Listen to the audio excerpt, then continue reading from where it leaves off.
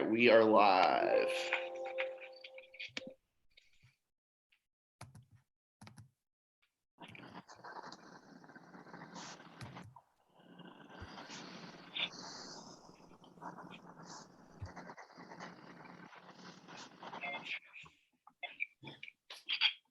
All right, we are live. All right.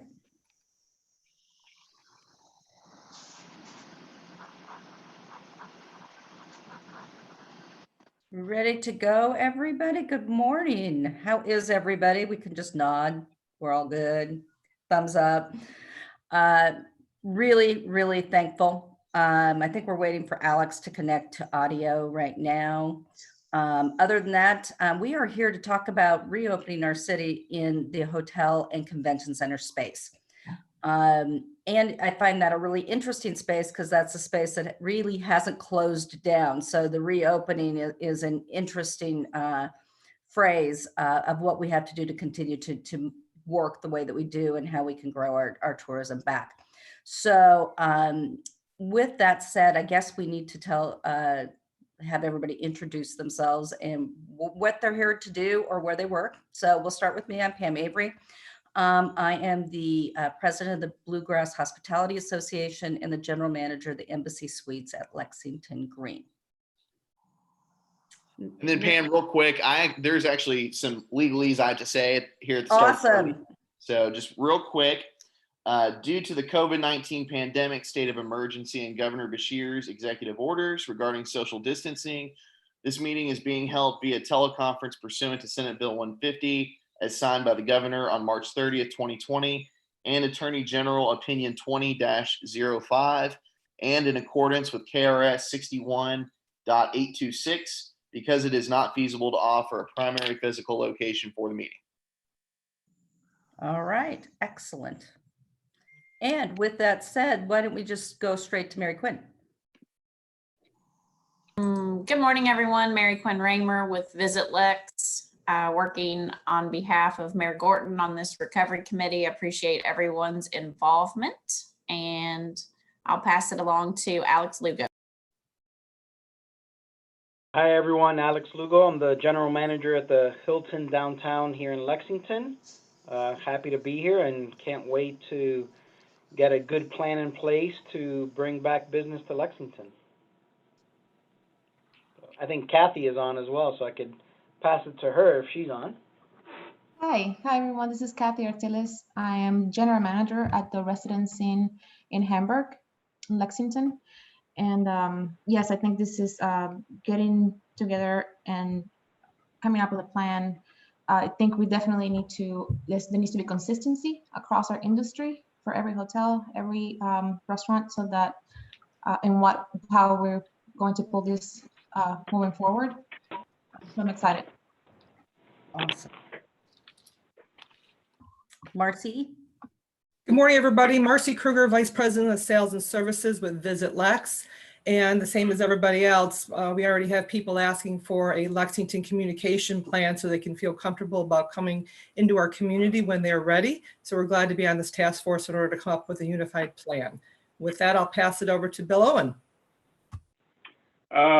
Thanks, Marcy. Bill Owen, Lexington Center Corporation. Actually, we're just kind of using the cancellations, which are pretty massive, to try to accelerate the schedule on Convention Center. We have turned over the balance of Heritage Hall east and west. Demolition has already begun there. That moves that date of commencement from June 26 to May 3. Basically, we're trying to use whatever we can do to take advantage of opportunities.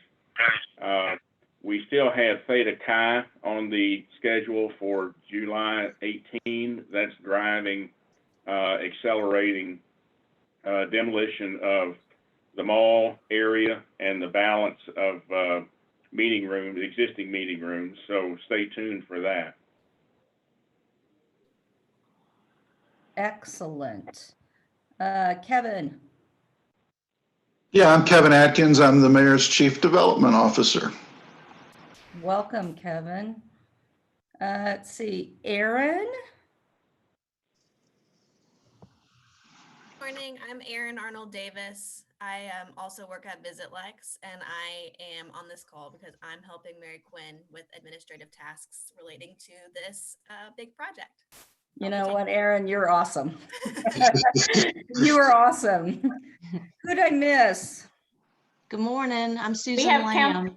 I was going to say we're very pleased to have Council Member Susan Lamb with us. Thank you. Say a note of hello. Yes, good Hello. morning, and I'm thrilled to be a part of your all's conversation, and so yay. You know what? Yay for us too. Thank you for being with us. Well, I appreciate everything that you all have done in the midst of everything that you all are tolerating and dealing with and learning. And I mean, we're going to be a stronger community at the end of this. I know it. So Absolutely. Well, at least going to be a lot closer. And I think nothing bad happens from closer relationships. So that's awesome. Who did I miss? Anybody? I think the Griffin Gate is on mute. Sarah, you're muted. Sarah, do you want to unmute yourself? Sorry about that. Yes, my name is Sarah Thacker, and I'm the Director of Sales at the Griffin Gate, and appreciate the opportunity. Hey, Sarah, welcome. Nice to see you in person. All right. So with that said, I think everybody has introduced themselves, and obviously we want to talk about Safe at Work and Kentucky Back to Work and the governor's initiative and what our role is. We did send out a survey, and we got a couple of those back. Just really talking about the state of the state. And I think that's probably is always the best place to start is where are we today? So Alex, would you like to take kind of a shot at where we are today? Well, we're from our industry perspective, we're not doing very well, obviously. But obviously things have changed with Governor Beshear's announcement last night, which threw a few things into overdrive from our end a little bit more. But it's great to see. But like I mentioned, you know, obviously the hospitality industry, not only in Lexington but really around the United States, came to a halt mid-March. And while some cities and segments have done pretty decently because they have some government business, unfortunately Lexington did not have that opportunity. So many of our hotels and peers that Pam, myself, and Kathy have spoken to are really struggling. I mean, we celebrate the days that we reach double digit in room nights, where in yesteryear is when you reached double digits, you were kind of frowning because that was a slow day at the hotel. Obviously the safety of, first and foremost, our associates is key to us. The safety of our guests is key to us as well. We've had great conversations as a BHA board, just with other peers, other cities that a lot of us have gotten to know folks from, just kind of getting best practices.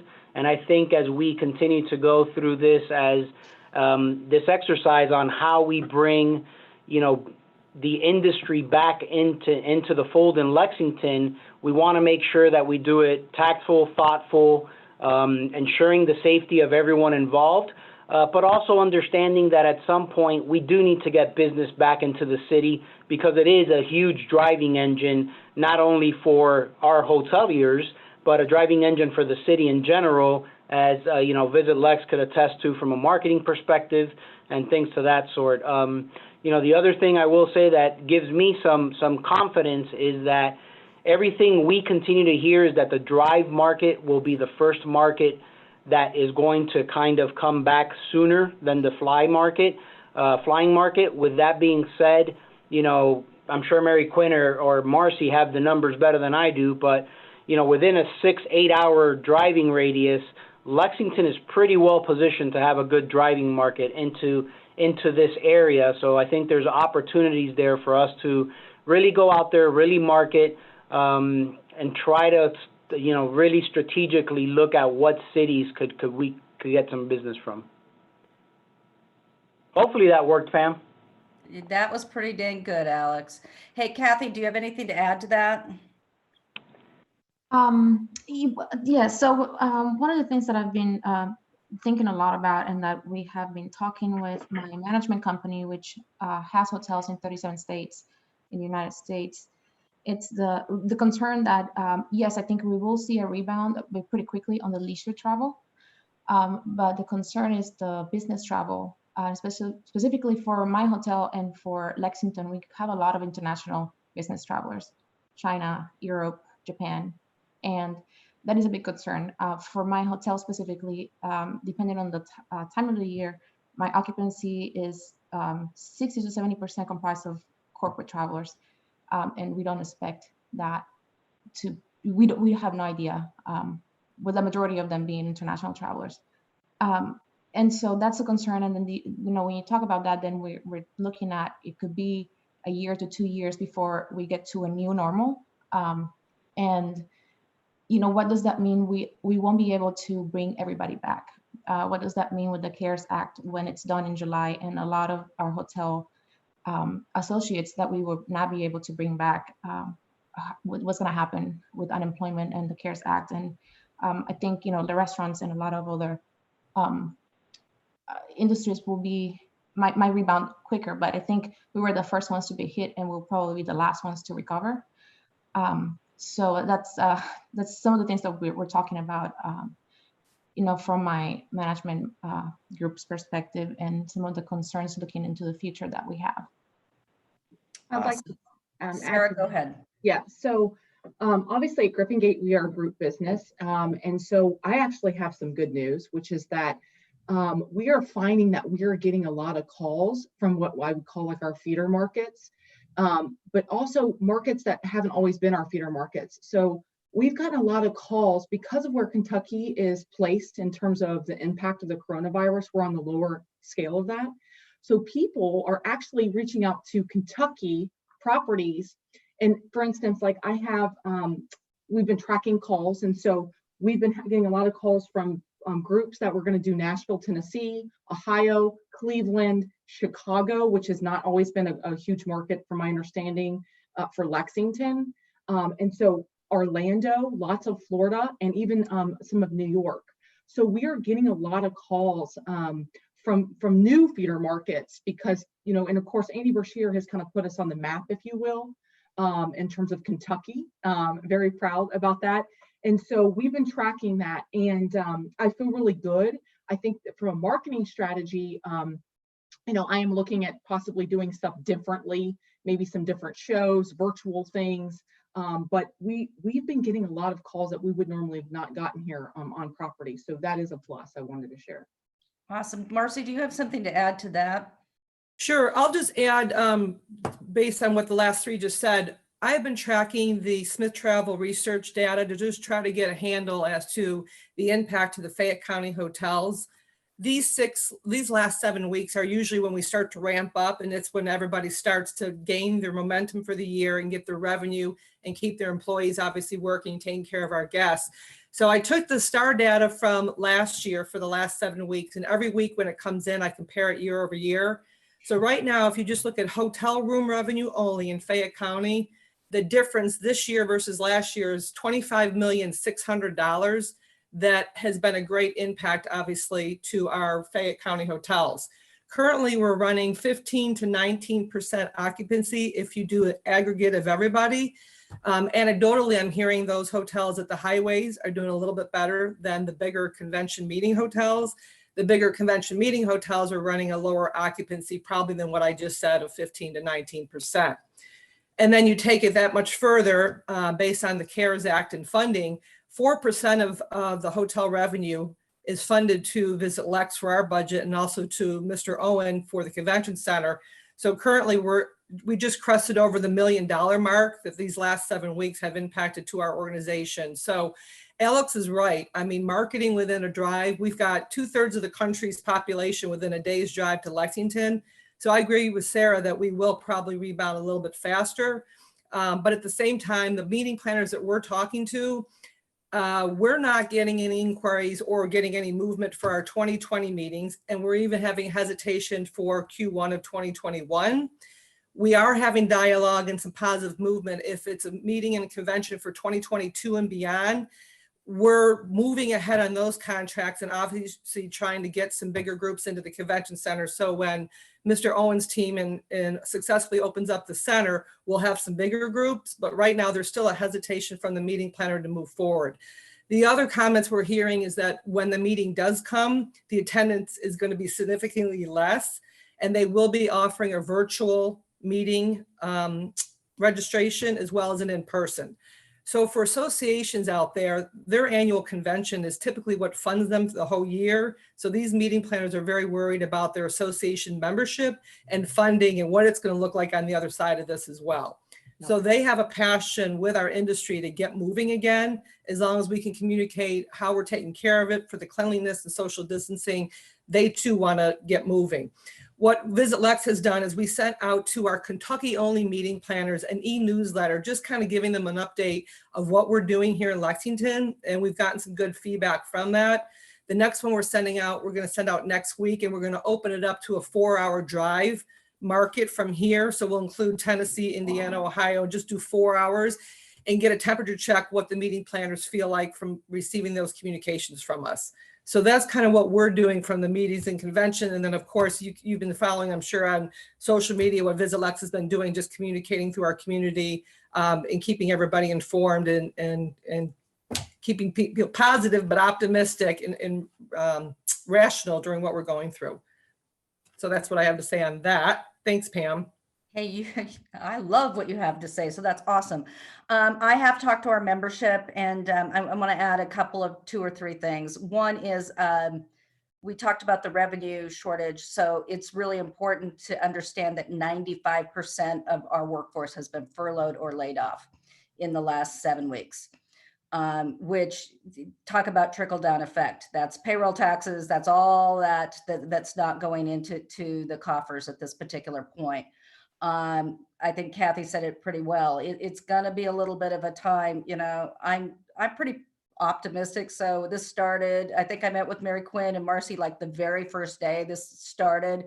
And we're like, well, maybe a month, maybe 5 weeks. Then it was Memorial Day, and then it was 4th of July. And now it's like, oh my gosh, I hope fall.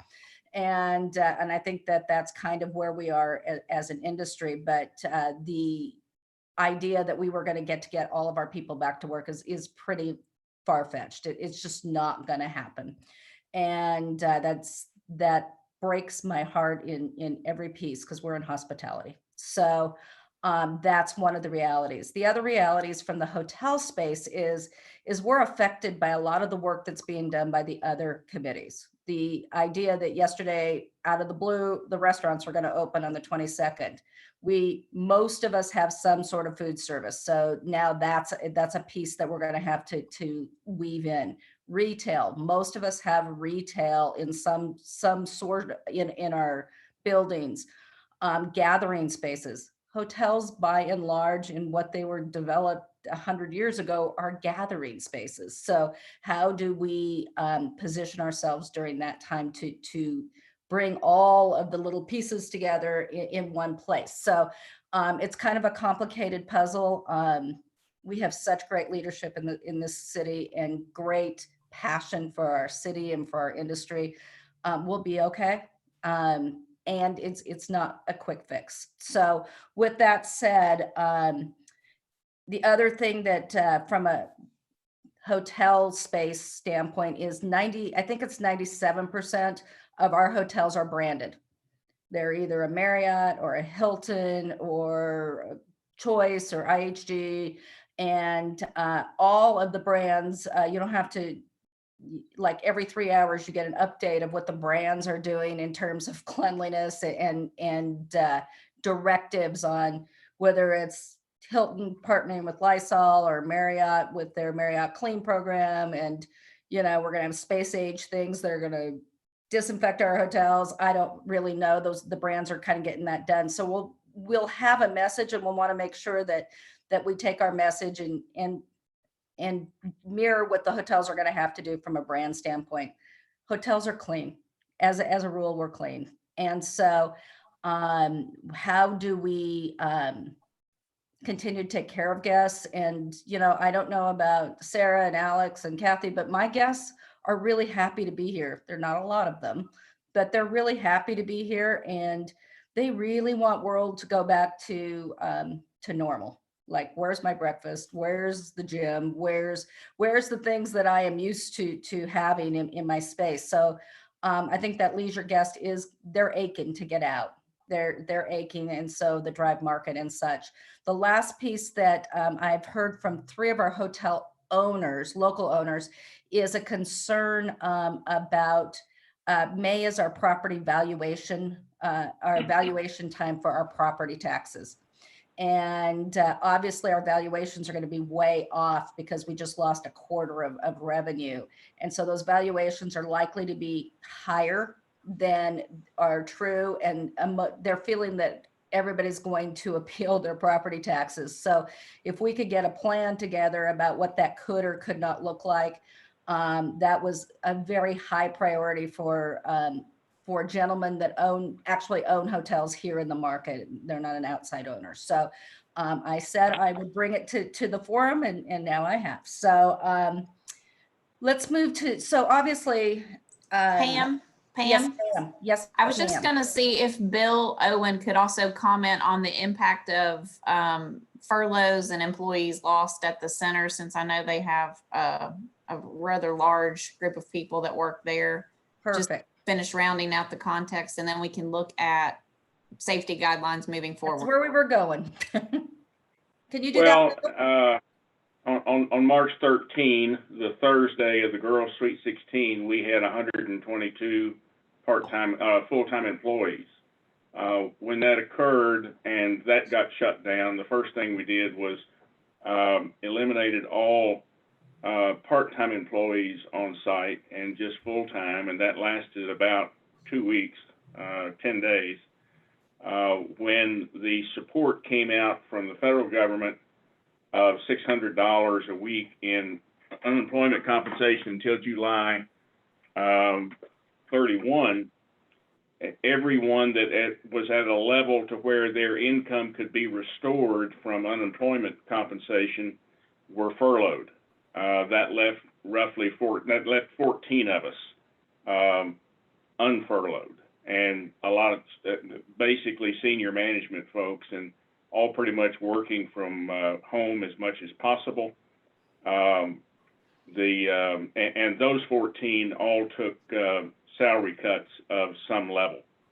As we begin to claw back out of this, I just have a real concern how long it's going to take to get back to full staff level, or will we ever get back to full staff level? So whoever made the comment about your associates, some are not going to come back, that brings sadness, I think, to all of us, that we're going to have some coworkers that are going to be out of a job and in the job market. Basically, you know, Lexington Center went pretty much on an annualized basis from a $20 million a year operating organization to, at best, I think less than half of that until things resume to whatever the next normal is. I think we lost, of course, you know, we had Girls Sweet 16, Boys Sweet 16, Comic-Con, Home and Garden Show, Lauren Daigle, JoJo Siwa, John, Journey has now postponed. So we've just had a good bit of cancellation until we know if there's going to be a normal basketball season. It's hard to predict what the climb out is going to be. Meanwhile, we've got a pretty significant new indebtedness that with a pretty heavy debt service payment due in September. So basically, we're just working with our board, working with financial advisors, working with you know, all the parts and pieces, again, it has given us an opportunity to accelerate construction of the new expanded center. And that's going to provide a benefit, but operationally, there's just so much unknown. And I think, yeah, I agree. We got hit the hardest, our industry, and we're going to be the slowest coming back because, you know, as you read articles, what does social distancing look like in a stadium? What does social distancing look like in an arena? I think the challenge that we will have is when we're permitted to begin hosting mass attendance events, to make people feel that we're prepared and comfortable with cleanliness and sanitation to where, yeah, they'll buy a ticket and they'll come to an event, or they will get in their car and they will drive to a public exposition or convention meeting and gathering. Okay, thanks for that, Bill. We feel you, man. It's a hard time. But that did remind me that the other concern, and it's an unknown, is what is the effect of what is UK going to do in the fall? You know, are we going to have full students back? They say we are, in some fashion. You know, where's enrollment? You know, are they going to be allowed to do the things that they do? Is there going to be a football season? You know, and then on every single call I did this week to prepare for this call, the big question is racing and Breeders' Cup. You know, where's that? Where are we at with that whole situation? And so the hope is that in some fashion, all of those things will occur, and we'll get a little pop in the fall, and people are ready for it. Our guests are ready for it. We're just not ready for it, and obviously safety first. So I'd be remiss not to bring up those fall things and the effect that the UK effect of it's a driver in our community, and it's a real unknown at the moment. So that is kind of the state of the state. Boy, everybody feel good on Friday morning from that. Safety and security. Obviously, that's part of, you know, when you look at Governor Beshear's 10 notes, it's telework where possible. Well, in the hotel space and convention center space, working from home, there's not a lot of people that we get to do that with. So I think that we're kind of there as an industry as much as possible.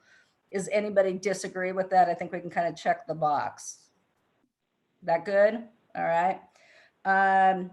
Phase return to work. We've already addressed that. We're going to be phasing people back in our space. Enforce social distancing. That gets into our PPE and some of those issues. Thoughts on, first of all, PPE. Let's go there. The ability to get masks, I guess, has gotten better based upon the notes I got yesterday afternoon. Gowns are a problem, and you don't think in the hotel space or convention center space we need gowns, but having been a chief manager for a while and now doing laundry a lot, you need gowns. And so, but they're really hard to come by, and they're really expensive. They're like $4, almost $5 a piece. And it's realistic that you could go through 5 to 8 a day. And so all of a sudden it's an expense that certainly didn't exist before. Alex, do you have anything to add to the PPE conversation? No, I think, you know, hand sanitizer, which was one that at the outset was being hoarded, for lack of a better word, has really ramped up as of late. We were able to get some pretty easily through Ecolab, which obviously partners with most branded hotels. Masks, as Pam said, have become very easy to get. But yeah, it's those, you know, quote unquote style hospital gowns for your laundry, your house person, for really folks that are handling the linen, that are going to be the challenge for pretty much every hotel in the market, and really around the U.S. will probably be the big one. I think those are the big three, Pam. I'm trying to think of. The other would be plexi shields. Plexi shields at front desks are part of that PPE issue. Yeah, those have been pretty easy to get. I mean, there's Yeah, a ton of companies that are sourcing it. So that if anybody needs some, I have family and friends in Miami that have a company that are doing them. So Yeah, they're great. And I think that any recommendation that we would move forward out of this committee would include those plexi shields. Is that an agreement from the hoteliers, convention center people? Yes. Okay. Pam, may I add something? I know that as far as the gowns go, there was a local company that Councilmember Ploman was working with, and I don't know about the number of possibility, but I think that's something that I can check in with Councilmember Ploman about with you guys. It was a local company, and if I remember correctly, those gowns were able to be washed and reused, so they were not disposable. So therefore, there was it was a better scenario. So let me check on that, and then I'll let you all know about that possibility. That would be much appreciated. Thank you so much. And Yes, Pam, I real quick, also- let me just interject. Just want to let everybody know, Kevin and I have to be off at about 10 till because we've got to get ready for our next meeting. So I just want to let everybody know about 20 minutes in advance. Thank you. We're about halfway down the list, so I think we're rocking and rolling. Pam, yes, I ma'am. will forward you. I just came across some of the PPE information, and Granger is making sleeves and the gowns that are reusable. They're not cheap, but I think they're about $16 per gown. And there's this plastic sleeves that they will just put on, especially for the laundry department. Those obviously are, they're not reusable, but they're not cheap either. But I'll forward that so that we can send to everyone else. That would be what I would envision, the Audrey Hepburn gloves in plastic. Awesome. Excellent. Okay, and then obviously guests, our job is to encourage masks with guests to wear their masks in public spaces. I think all the brand guidance has been that signage packages were on the surveys I got back, that we had easy access to signage packages to continue that are branded Lex, because we're going to also have them branded Hilton, branded Marriott. But it would be nice to have something that tells our story as Lexington, along with our brand story, was on the list. And adequate hand sanitation, that's nice. Hand sanitation stations in all areas. Front doors, elevators, restaurants, shuttles, whatever that may be. Those are all basic guidelines that everybody has to follow, that we do as well. So Pam, I just might mention, for the sake of those on the government side of things, the American Hotel and Lodging Association has released their protocols, and that information is getting disseminated through each of the brands, and it's very consistent throughout. So I don't think we're reinventing the wheel here in Lexington. I just think we're layering in the Lexington-centric message on top of that. But as Pam has mentioned, it has everything to do with what can we do from an environmental or engineering standpoint.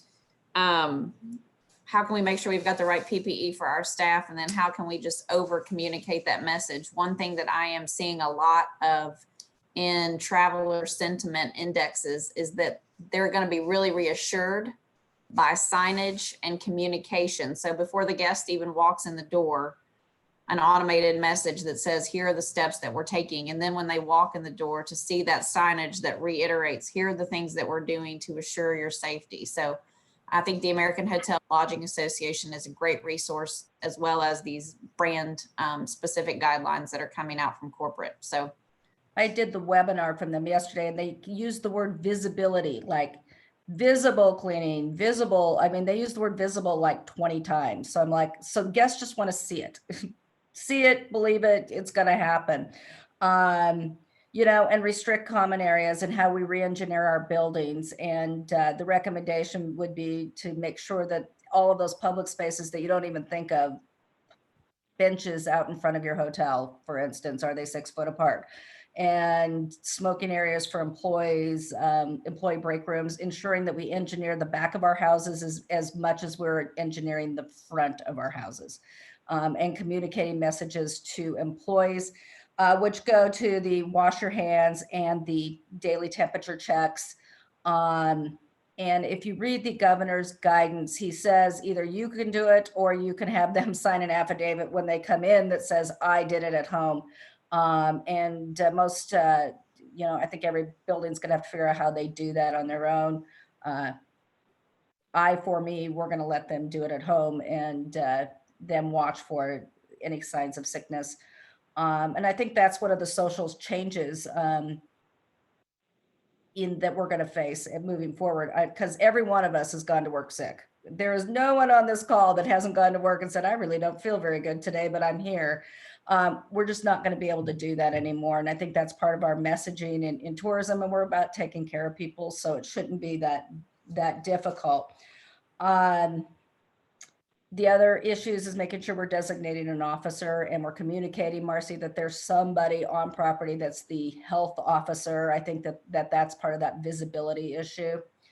And that we're good citizens. Like I said, we're waiting for the restaurants to roll out. But sustainability is a little bit wonky at the moment. PC, plastic glasses versus glass glasses. There's some things I think that we'll see from the restaurant side and the National Restaurant Association as well to help us with that. So as we move forward and give our recommendations, I know I'm not going to talk out of turn on this, is our biggest concern is that we continue to support Visit Lux and that our industry is at the table and that they're funded and that they can go out and do their job to help us fill our hotels, in which case we fill our restaurants, in which case we fill our mall, and we have a healthy, vibrant economy. And it is the most vital conversation I've had with every hotelier in town is what do we need to do to get behind our Visitors Bureau and make sure that Mary Quinn and Marcy and all of their staff have our support, and that their funding, we figure out a way to get that done. So vitally important to our economic development in Lexington is our tourism side. Alex, is that pretty close to what we discussed? Yeah, I think it's integral to the success of getting through this pandemic. I mean, it's going to be pardon the pun, but it's going to be a dog eat dog world in many ways and in many respects on a lot of cities, with a lot of very aggressive tactics to try to bring business back. And I truly believe that we need to be on the forefront of it. And it does take marketing dollars that will require that. And I've had the honor of being on the Visit Lex board for a few years now, and I will say that they are probably one of the most innovative group of folks that really get Lexington out there into markets that generally you probably wouldn't think that people are looking into Lexington for. Marcy, Gathan, Mary Quinn, they do a great job of really putting us on the forefront. And I think, we had tremendous momentum in 2019. And one of the ongoing jokes at my hotel is, I broke a record in 2019, and most hotels in Lexington did as well, with the highest ever revenues into the hotel. And in 2020, we get the dubious task of having the lowest revenues ever coming into the hotel. But they are a complete integral part in making sure the success happens. We all have the brand that's going to push us as a booking engine. But the reality is, the Hilton brand, the Marriott brand, it's hundreds of thousands of hotels worldwide, and we are one of many, whereas Visit Lex can truly focus on bringing business back into Lexington. And I think that's going to be the key to our success. Agreed. And that is that Alex and I speak for our industry. That is absolutely the most key thing. And we're kind of a horse racing kind of area. I'm going to bet on our people. And I've lived in a lot of cities and worked on a lot of visitors bureaus, and this one is really good. And but they won't be if they don't have any money. So we've got to figure out how to keep them funded and keep them working. And you know what? Sales is hard and promotion is hard, and it's hard to be upbeat every single day right now. So a big thank you to them for keeping us in the game, and to every hotelier on here and convention center. You're doing a renovation, so is Alex. This is not easy, and this is not for the light of heart. So thank you all for taking your time this morning. So Mary Quinn, what are our follow-ups from here? Well, first of all, thank you. None of that was paid for by me, so I'm very appreciative of the kind words about Visit Lex. Obviously, it has been the greatest privilege of my professional life to be working with this organization, and I mean that really sincerely, and I know that the rest of the team does too. So thank you very much. We are certainly doing everything we can to fight through and manage this crisis to the best of our abilities so that we can do exactly what you said, which is help get us reactivated on the other side of this. I think as far as the next step, as you all know, we have a pretty tight timeline. We're due to submit our written remarks to the mayor by next Friday at noon. So I'm envisioning a meeting next week, one more meeting next week. I think what would be helpful between now and next week would be for, if you have specific brand guidelines that you could share with us. I know a lot of what I've seen have been really like bulleted lists, infographics, just kind of down and dirty explanations for how safety and engineering and those things will be impacted moving forward. If we could collect all those, and you're welcome to send them to Pam or me, and we can make sure that Melissa and the folks at the city have a copy of all those, then I think we can compile those into one major list. We can layer those with the American Hotel and Lodging Associations, and we can circle back on that next week. Does that sound like a good plan, Quinn?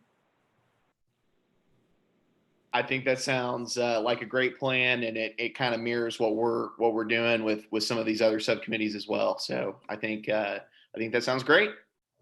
Awesome. So what works for that? Tuesday to give you enough time, Mary Quinn, or Wednesday?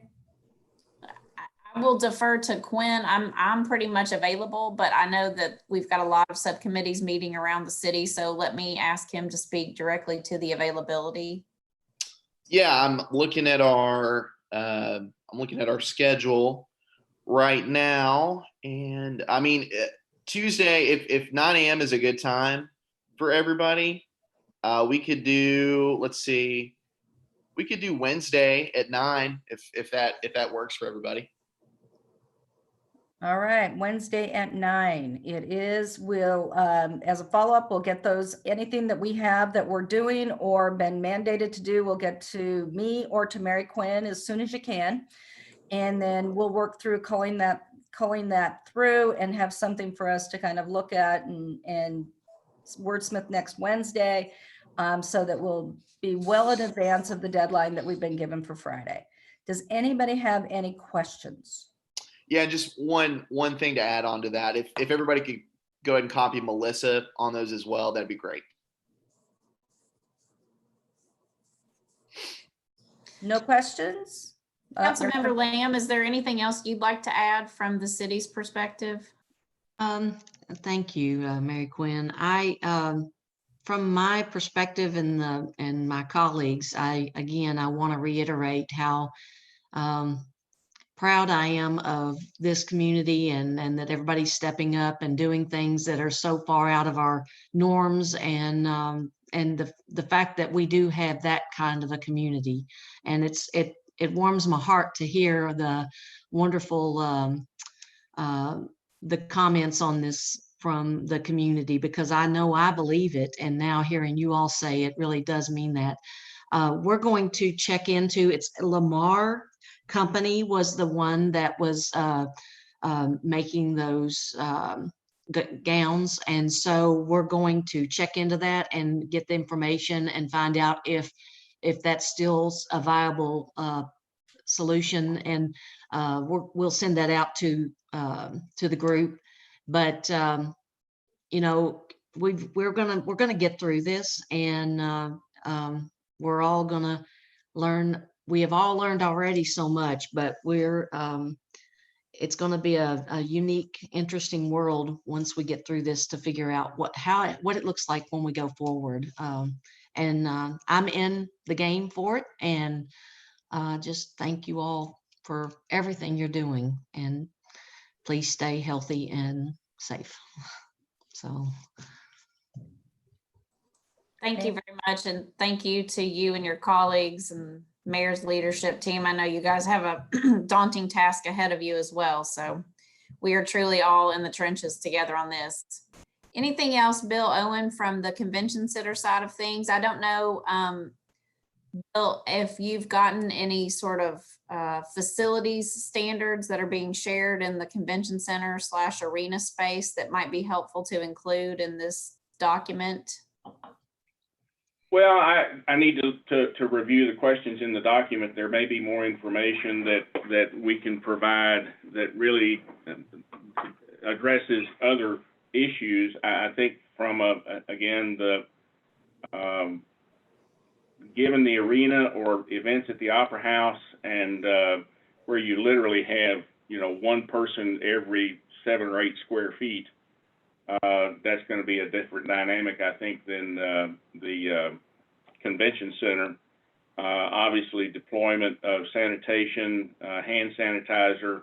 I wonder whether, I don't think there's been a lot of judgment whether masks are going to be part of the equation, and if so, how they would be provided. Are people going to be denied attendance unless they have one, or is it going to be a facility expectation to provide them? There's just so many unknowns related to how things are coming back. You know, as a practical matter, we are now without exhibit space until October 1. So there is some time for those policies and those strategies to develop on a convention side.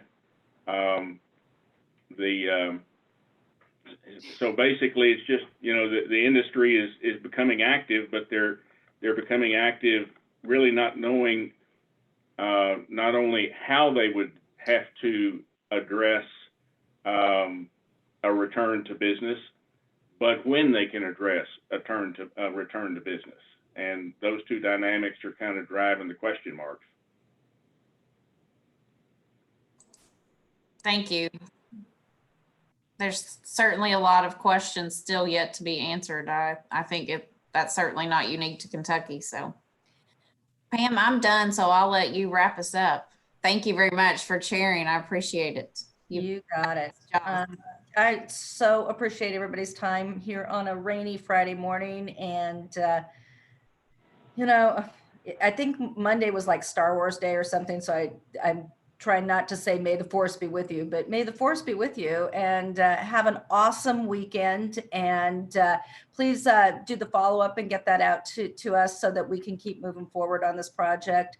Stay safe, keep your people safe, and let's cross our fingers for maybe a little bit of business over Memorial Day and pique our souls. So Alex, did you have something? Nope, just thank you. Have a great weekend. Your little box lit up, man. So I thought maybe you had something. The force was with you. So anyway, we'll adjourn this committee meeting, and we'll talk next Wednesday. Thanks, everybody. Appreciate Thank you all so much. We really appreciate it. Thank you. Bye-bye. Bye.